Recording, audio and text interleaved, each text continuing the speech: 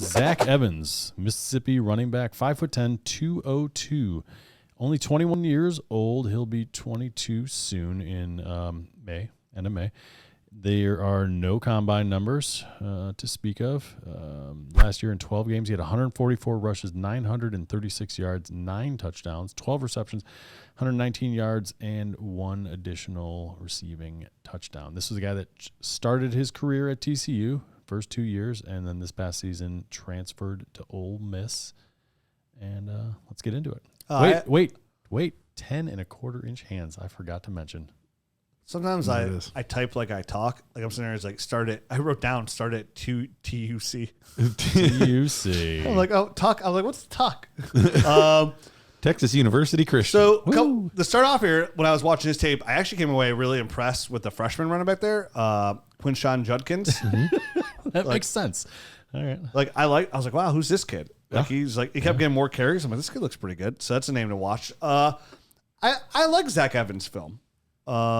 Came away, average 6.9 yards per carry for his career. I thought he had pretty good speed, some good bursts. He showed good patience, had really solid contact balance. Wasn't used a ton in the passing game, but when I saw him do it, he looked good enough. He looks okay catching passes. I agree. Yep. I thought he came my overall when I got done watching all stuff, this is a very well-rounded prospect. Mm-hmm. Doesn't do anything overly great. Yep, I would agree. But doesn't do anything really bad. He had some fumbling issues, multiple injuries the last couple of years, which kind of sucks. Little tight hip for me, a little bit. I agree. But besides that, I thought he was a really well-rounded prospect. Nothing I love, nothing I hate. Could be like a Tyler Algier. But not 230 pounds. No, he's not as big. I just think I think he's got a little more burst than Algier. No, definitely, yeah. I like his speed. I like his burst. I like his speed. Most people do. Yeah. I think here's the thing. To be clear. Zach Evans, with the right situation, could be a dynasty asset. What is that right situation? Hashtag 2-year window. Okay. He doesn't even get the third? 2 to 3. Okay. I'm kind of more with you at the 2. To be honest with you, to be fair, this one really panned out. I kind of feel about him kind of how I felt about Ramondre Stevenson. Okay. Ramondre had much better lateral movement, and he was bigger. I'm just about overall feeling. When I talked about Ramondre, I was like, this is a guy I think could be I actually thought he could be pretty. I was like, oh, this guy I think could be good.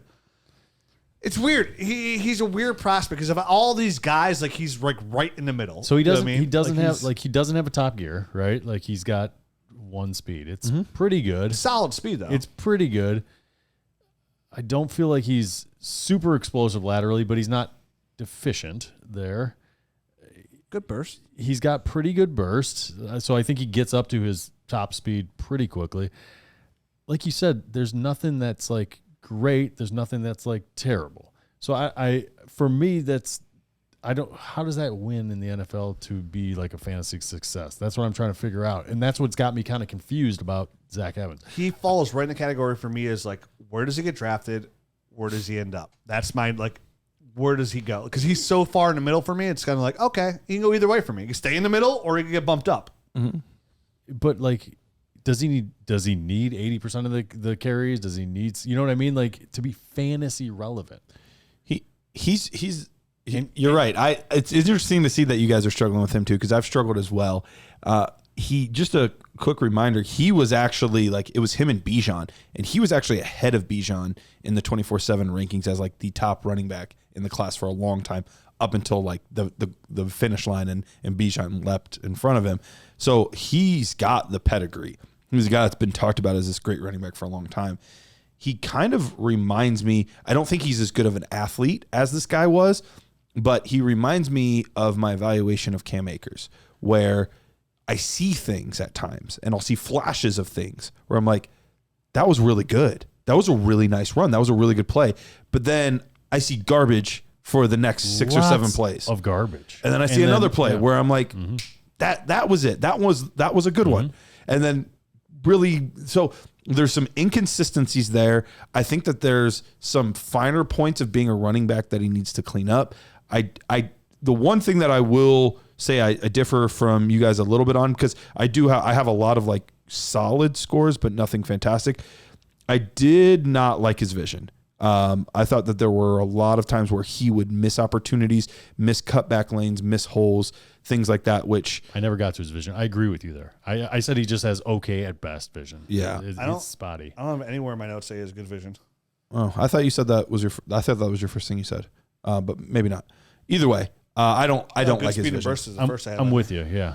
So that was one of the bigger concerns for me, because that is a really difficult one for somebody to gain while they're at the NFL level. I totally agree with that. And have or to have not. to one of your points there about him being inconsistent, I have in my final notes, I have him as a 1-speed runner that every once in a while looks like he has some dog in him and looks like he's got some juice in his legs, but unfortunately it's just too few and far between. It is. It's that other stuff that just looks like he's, it looks like just pedestrian.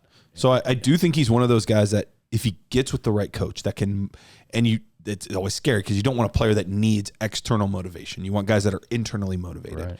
He seems like a guy that needs external motivation to really get him going. The other thing is, and I get it, they both ended up being very good running backs, but he's always like shared a job everywhere he's gone. Like thinking that he went to TCU or Ole Miss, it was like, oh, this was his time to finally get his role. And then Judkins comes in and it's like, oh, well, never mind. And Judkins looked better. He did. And that's the thing. I think he's going to get on a team and he'll flash and look good every once in a while, but he won't be consistent enough. He's going to drive his coaches crazy. Is that somebody tough to trust? Is that somebody that's going to be on the field all the time? For my score, I gave him a 69.68. So he's definitely safely, in the range of like could be 69.68. I should have given him that extra point. Can we That's get him? my fault. Yeah, come on, man. I mean, it's just how it's the number the thing spits out. I don't know. Rob Gronkowski could be so disappointed. So close yet so far. Would it shock me if he ends up being like one of the top 5 or 6 backs in the class? No, I think it's in the world of possibility. It would shock me. But I think it's more unlikely than likely. That'd probably shock me. It would shock me if he was top 5. It's very, I mean, it's just a weird prospect for me. He's odd. I don't know. I can't nail it down. If I saw more of the good, I could easily bump him up. Mm-hmm. It's just, you don't. It's not consistent. You just don't. It's like once or twice a game. And I don't know what to do. I honestly just don't know what to do with that. I saw enough about other running backs, like I'd just rather like go this way. The problem is like I'm ahead on my tape, so like I've watched a lot of these tight ends already, and like I would just rather have a lot of the tight ends. Top of the top 6, 7 tight ends. I can't. This is a really good tight end class.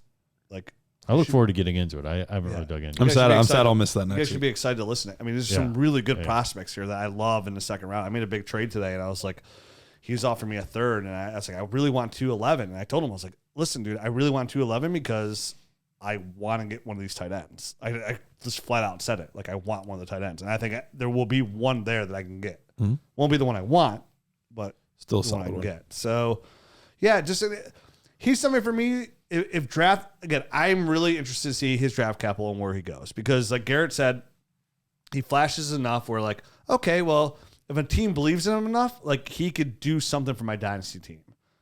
But I can easily see him get drafted in somewhere and he's just a very solid backup to somebody that's already an established running back. Mm-hmm. You know what I mean? Like he goes to New York, he's behind Breece Hall. He gets, a team drafts Bijan Robinson and then they later draft Zach. You know what I mean? It's like, it's the same thing. I can easily see that happening. So, interesting prospect. Don't hate him, but don't love him. Is the best way to say it. It's fair. I think we're all in a very similar range. Let's talk about a guy that some of us do love.